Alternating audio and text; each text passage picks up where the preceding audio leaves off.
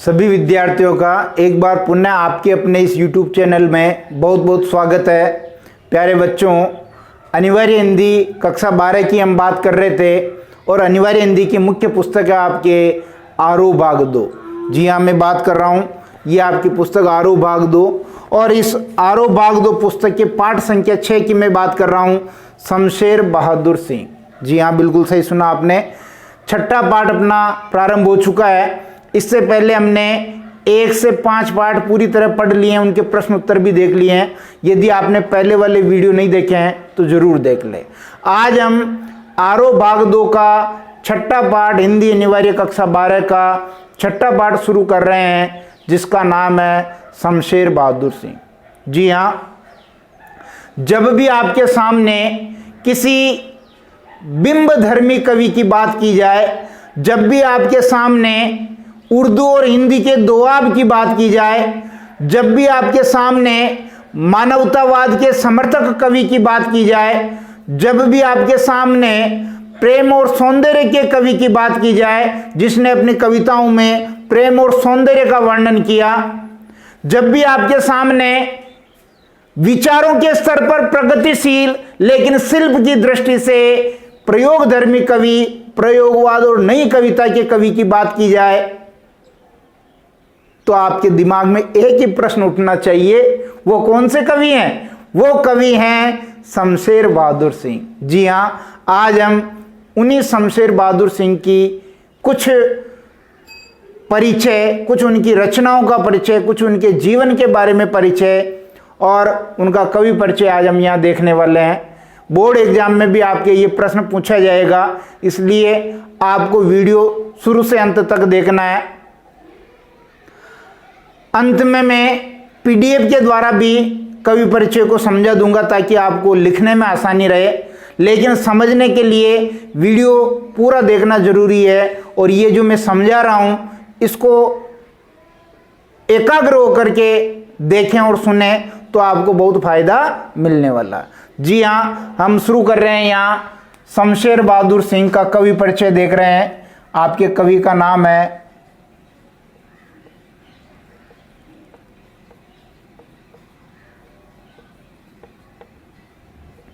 शमशेर बहादुर सिंह। शमशेर बहादुर सिंह की सबसे पहले अपन इनका जीवन काल देख लेते हैं। 1911 से लेकर के ये 1993 तक इनका जो जीवन काल रहा। यदि आप 1911 में जन्म की बात करेंगे तो जन्म इनका देहरादून में हुआ। ये वही देहरादून है जो उस वक्त उत्तर प्रदेश राज्य में आता था, लेकिन वर्तमान में ये किस राज्य में? उत्तराखंड में।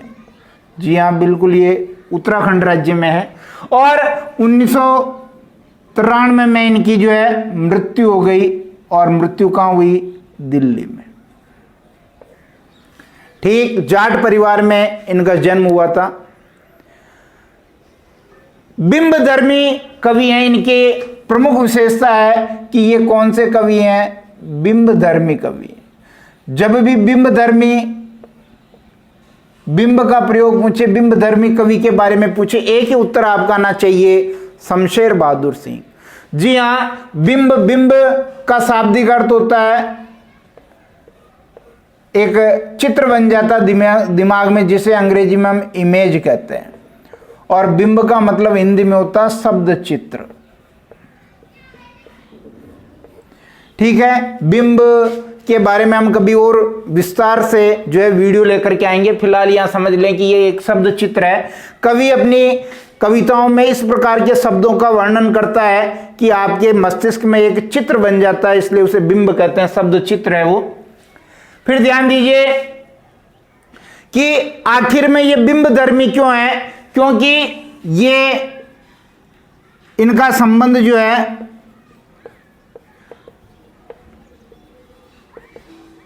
इनका संबंध चित्रकला से भी रहा है। तो जाहिर सी बात है कि इनका संबंध यदि चित्रकला से रहा होगा तो इनके काव्य में भी वो चित्रात्मक भाव आ जाएगा। कौन सा भाव आ जाएगा? चित्रात्मक भाव।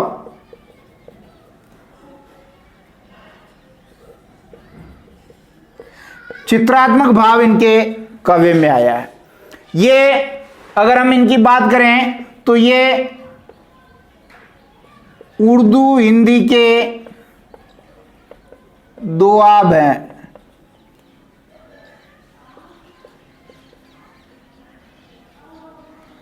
उर्दू हिंदी के दोआब हैं। दोआब समझ गए?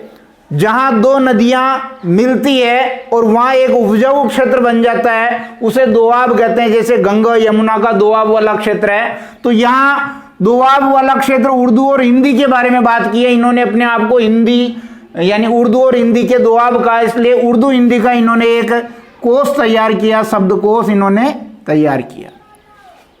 ठीक, अगर इनकी और विशेषता देखिए तो ये मानवतावाद के समर्थक कवि हैं।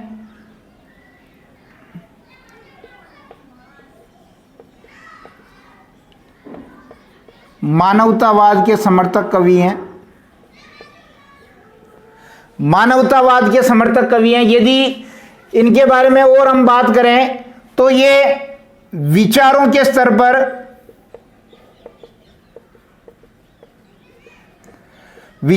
स्तर पर तो ये प्रगतिशील कवि हैं, पर शिल्प के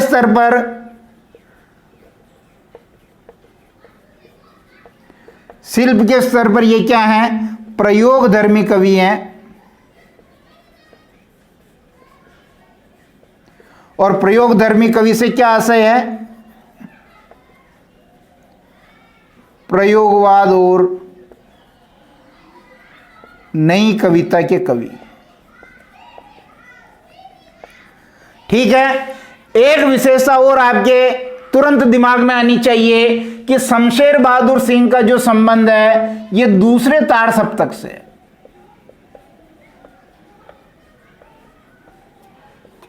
दूसरे तार सप्तक के कवि हैं। बिल्कुल, अब तो आपके दिमाग में आ गया होगा कि दूसरा तार सप्तक। सबसे पहले तो ये पता होना चाहिए कि तार सप्तक पत्रिका का संपादन किसने किया? अज्ञेय जी ने।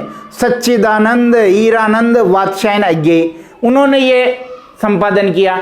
और ये जो दूसरा तार सप्तक निकला आपके, कब निकला ये निकला, देखो पहला जो तार सप्तक आपका निकला था वो 1943 में निकला था, जब प्रयोगवाद की शुरुआत हुई थी।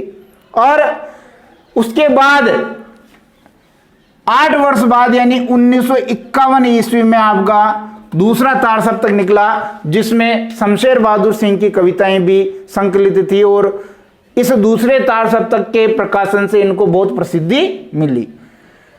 बिंबों का प्रयोग किया। प्रयोगधर्मी कवि हैं तो इन्होंने किस किस का प्रयोग किया? देखिए, बिंबों का प्रयोग किया, ये हमने ऊपर बात कर ही ली, क्योंकि ये बिंबधर्मी कवि हैं। बिंबों का इन्होंने प्रयोग किया। प्रतीकों का प्रयोग किया। नए प्रतीक हैं, नए बिंब हैं और नए उपमान हैं। नए प्रतीक हैं, नए बिंब है और नए उपमान है। ये वैसे ही विशेषता है जो आपके नई कविता के कवि हैं, उन्होंने नए बिंब, प्रतीक और उपमानों का प्रयोग किया। अब आगे बात करें, शमशेर बहादुर सिंह जो हैं ये आपके प्रेम और सौंदर्य के कवि हैं। प्रेम और सौंदर्य के कवि हैं। और ये जो सौंदर्य मिलता, प्रेम और सौंदर्य, ये नारी और प्रकृति दोनों का नए रूप में मिलता है।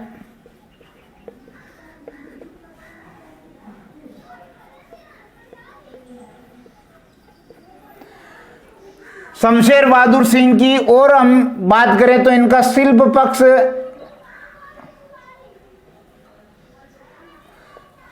पक्ष मजबूत है। और शिल्प में क्या है? विविधता है।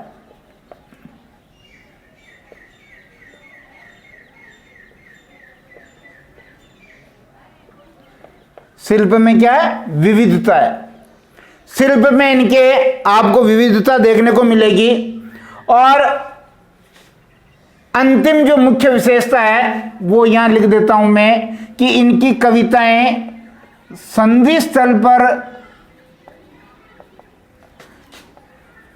खड़ी प्रतीत होती है।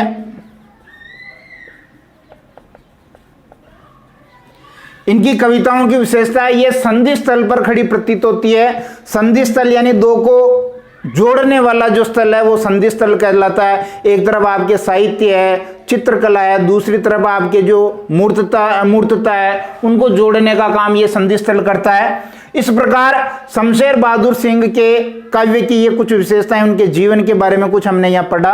अब उनके रचनाओं के बारे में और उनको मिले पुरस्कार के बारे में भी हम बात कर लेते हैं। आप इसका एक स्क्रीनशॉट ले लें ताकि आपको समझने में आसानी रहे।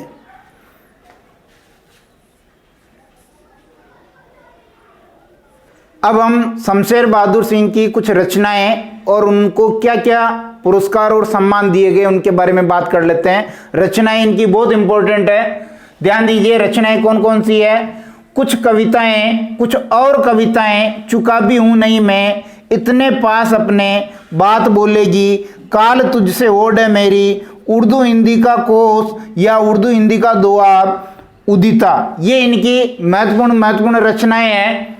पुरस्कार की बात करें तो पुरस्कार कौन कौन से मिले हैं? साहित्य अकादमी पुरस्कार मिला है, मैथिली शरण गुप्त सम्मान मिला, कबीर सम्मान मिला है।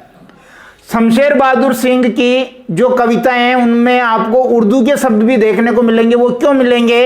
क्योंकि यहां हमने बात की कि ये उर्दू हिंदी के दोआब हैं, यानी दो भाषाओं पर इनकी पकड़ है। दो भाषाओं को जो उपजाऊ क्षेत्र है, यानी दो भाषाओं के बारे में इन्होंने शब्दकोश तैयार किया। तो काव्य पर उर्दू शायरी का प्रभाव होने से उर्दू शब्दों का बाहुल्य है, यानी इनके काव्य में उर्दू भाषा के शब्द आपको बहुत देखने को मिलेंगे। ये हमने शमशेर बहादुर सिंह के कवि परिचय के बारे में कुछ जानने की कोशिश की। निश्चित रूप से ये वीडियो आपको पसंद आया होगा। आपको ये वीडियो पसंद आता तो आप लाइक और शेयर जरूर करें, इस चैनल को सब्सक्राइब करें।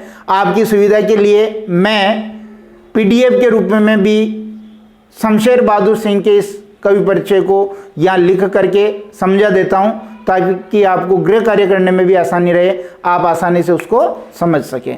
आप इसका एक स्क्रीनशॉट ले लें और तैयार रहें फिर कभी अगली क्लास के लिए।